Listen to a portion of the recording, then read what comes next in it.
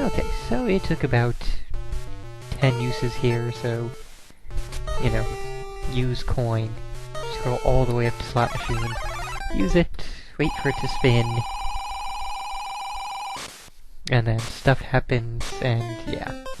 Did not end up actually even showing that to the stream people. I ended up saving it for, you know, off-screen, but we have our 25 to 30 coins now, so we can move on. Also found out that you cannot save state your way into jackpots any way, shape, or form whatsoever. When you insert the coin, it's set. When you, like from out here going into the slot machine, it's set. And even the furthest I tested it was using the coin on the slot machine and then using the next coin on the slot machine, and I got the same exact results both times through, so I don't know how far out it's programmed into, you know, non-randomness, but hey, it's all like that. It's impossible to save state your way into loads and loads of coins. So that's bothersome, but at least we have what we need.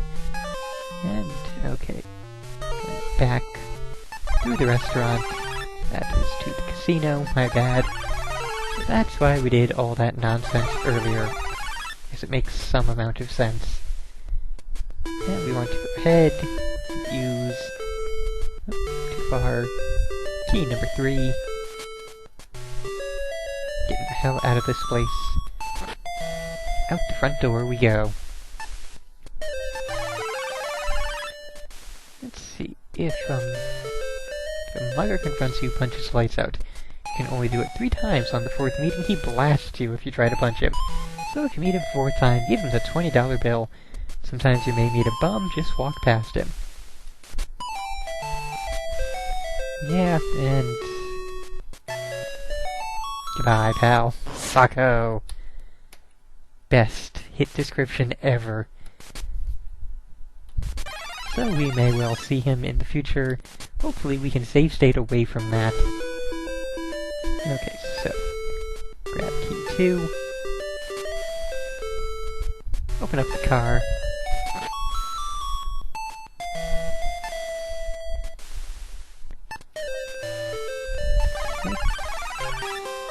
Okay. You see nothing unusual about the plush interior of the foreign car. Let's see... okay, don't touch anything except the glove compartment. Let's touch everything except the glove compartment. Can't do that here. Nothing. Really?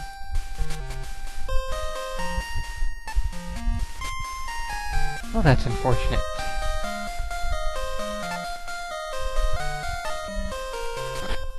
So I know there is a thing to do with that there, but... come on. These controls, man, they are not good. Car registration made out to one Joey Siegel of 1212 West End Street. Okay then. Let's see. So we've got Siegel's address at West End now. Let's take a look at the map. The way to Joe's place is marked in ink. 1060 Peoria Street. Writing on the map which reads, Ace, follow this. Route to the letter. That way you'll know if you're being followed. Be very careful, you don't want the cops finding Mrs. Sternwood in the trunk. An uneasy feeling grips you as you wonder what's going on here. And we'll take a quick look at the snapshot. And we get that lovely music again. It's an out-of-focus snapshot of a 400-pound woman. Scratch your head wondering why she looks familiar. Okay, so... taking the map and the snapshot. We've got quite the big inventory in this game, but I guess the trench coat gives us tons of pocket space. Now we get on out of here because I remember from Nintendo Power that that car is of the explodey type. Okay, and I forgot all about checking for muggers before save stating after exiting. Okay, so cannot open the car trunk yet. So we continue to walk left. This might not be the best time to brush up on current events. Not with our time limit, no. You run into a bum who blocks your way. The stench of it is almost too much to bear. He stands so close that your eyes water. Following words dribble out of his mouth. I got a scoop. Something that'll save your life. This will make sense to you. No, go away. Standing on the street in front of Pete's all-night gun palace. Excellent location, that. Now, let's see if we can really... Let's try going into Pete's. Can't be moved if it's not open. Well, yeah. Coming back to the newsstand. Oop. And back to the left. Hey, Mugger's gone. Awesome. Now, that should be a taxi, I believe. Okay, let's... into the cab. So I'm incredibly glad that the Muggers can be safe-stated away from. That'll help us immensely, because the Muggers can just end your game. If you run into the Mugger too many times, then I am fairly sure he will just outright shoot you and you can't do crap all about it, and you can only hope that you have previous save. Right, let's see. Speak to the driver. Now, first time we've actually used the speak command. Mister, where do you want to go? Driver asks in a... Oh, right. The driver asks in a nervous tone. We are going to... West End. Okay, let's see. Be sure to pay him some coins after he takes you there. What's the give command? We have... Oh, really quickly, just to see what the heck he even just said. That again. When you arrive, he looks at the meter and says, "Here you are, that'll be 75 cents, Mac." Okay, so, hopefully these coins are quarters. Bulletproof glass. Since you can't pay the fare directly, you need to... That would make sense, the big giant sign that says, "Pay here."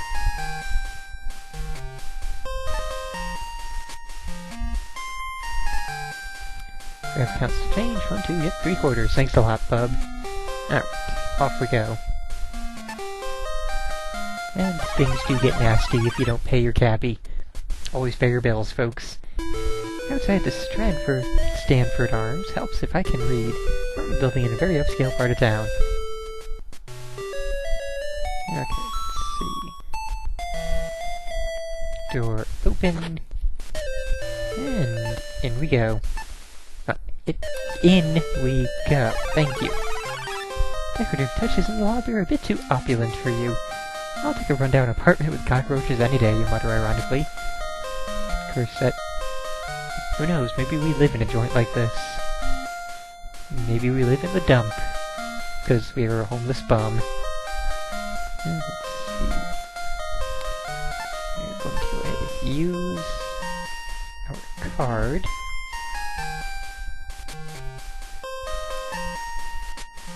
And we were going to use the card on the slot, and not on the door. And again, I am really left wondering, how is the player meant to figure that sort of thing out? A lot of the stuff in Shadowgate was kind of trial and error, but you basically knew what kind of things you could use. Like, a lot of the enemies, you only had a limited number of weapons that you could try on them, and there wasn't usually any need for trying random things. This seems to be a lot of trying random things. Okay, let's see. Once again, we use the card on the slot.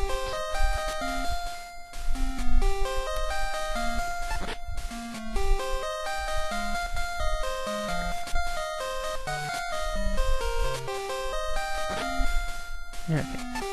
Hang on. Now, should be in a nice penthouse now. The couch alone probably costs more than your yearly earnings. Yeah, too true. And we got photographed, check. Right up here. Photograph of a shapely brunette. Not quite your cup of tea. Turning the picture over, you find the address on the back. 520 South Kedzie in Chicago. Assuming that is the town we are in.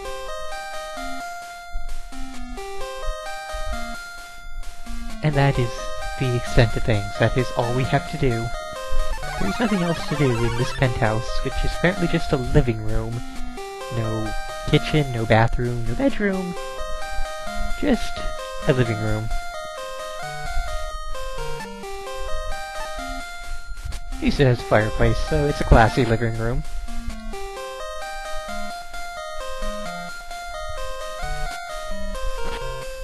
Okay.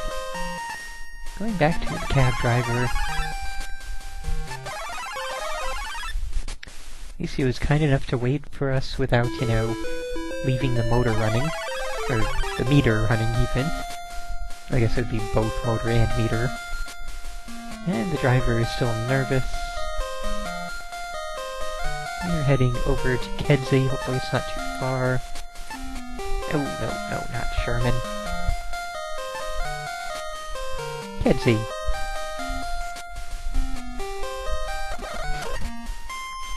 And 75 cents again.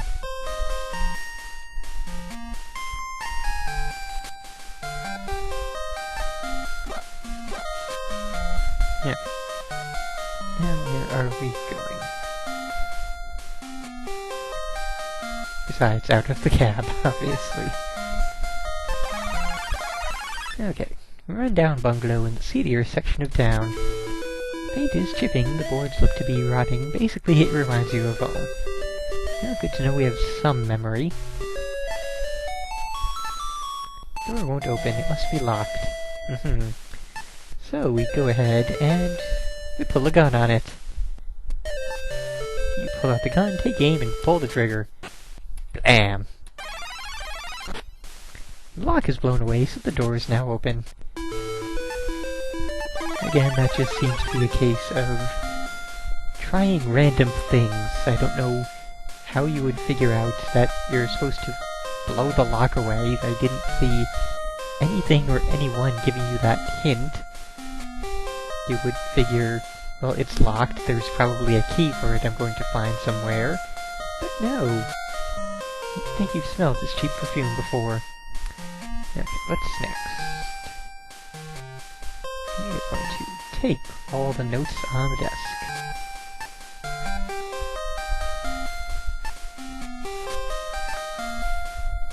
What's this? Earrings. Interesting. Am I supposed to take those? Nope. Apparently not. Lady, you can keep your earrings. We do, however, take key 5.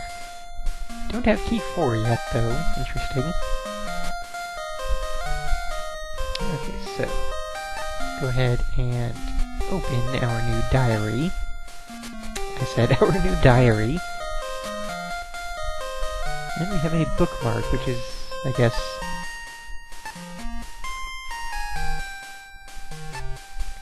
bookmark with the initials JS imprinted on it, so Joey Spiegel is our mysterious JS, presumably. And what do we got? Just leave the bookmark in there.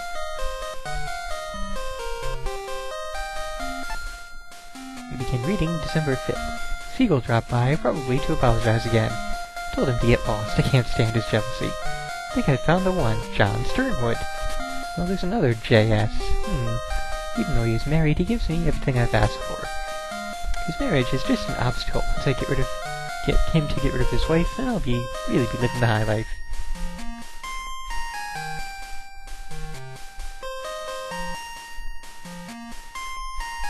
Okay. Blah. Notes have numbers on them, maybe for the safe at the restaurant. Let's actually read them. 33, 24, 36, and 25, 3, 45.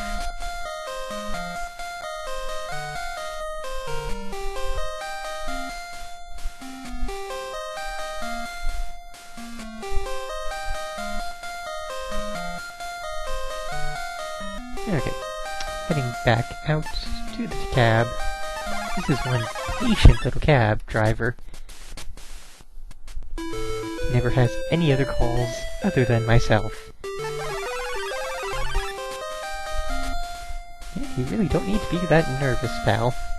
It's just me again. Now we're going to Sherman.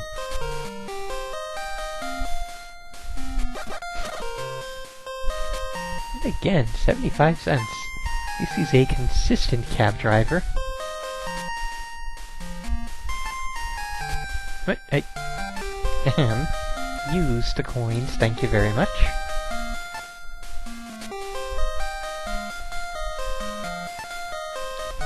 Okay, now we are at... So how quiet it is. Interesting.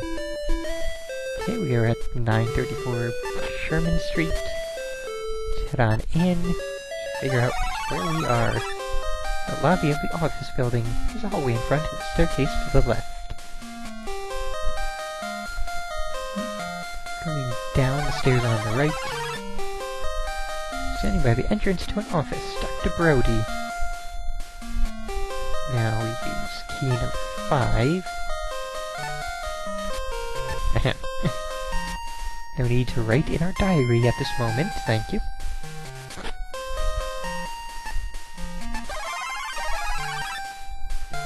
Sterile furnishings of the doctor's office. You glance around the deserted room, wondering if a nurse might show up soon. Well, the door was locked, so I would imagine not. You would figure the doctor would be the one to worry about coming in. Okay, let's see. Really? So, yet again, we could try to open up the cabinet, but no, it is locked, and we're never going to find the combination or a key. The only answer is to shoot the lock out. Shoot first, ask questions never. Okay, let's start looking through files. Ace Harding, during his last physical, he was strongly urged to quit smoking. The receipt is a handwritten note near the bottom which reads, requested delivery to Joe's place of the secretary Martha Vickers. That's our diary writer. Patient's medical records. Symptoms: fainting, stomach pains, feverish, vomiting, symptoms of peritonitis. Indeed. High fever, coughing, no appetite, headache, symptoms of pneumonia. Okay, what else? File 3 is unimportant.